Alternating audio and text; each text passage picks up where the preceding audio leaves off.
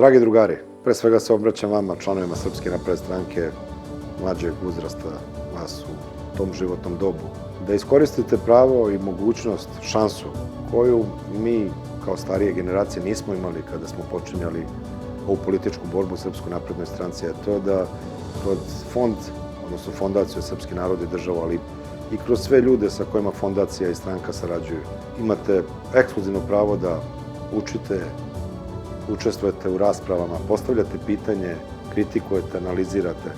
Prosto punite svoje rezervoare znanja, životnog iskustva, da stranački, politički, iznad svega životno napredujete sa svojim novim iskustvima. To je jedinstvena prilika, nešto što prethodne generacije nisu imale. I uvek se rado odazovem kada me moje kolege, prijatelji, drugari, saborci iz Fondacije za srpski narod i državu pozovu da provedem vreme sa vama.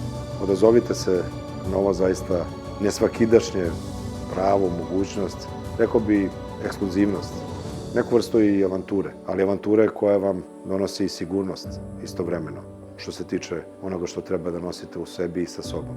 Nešto na što treba svi da budemo ponosni. Radujem se našim budućim susretima i verujem da svaka buduća generacija koja bude prošla kroz ono što organizuje Fondacija Srpski narod i državu će biti uspešnija od one prethodne i da ćete pre svega kao generacija generacijski biti bolji nego što smo mi danas. Da čuvate Srbiju i da čuvate srpski narod nego da živi.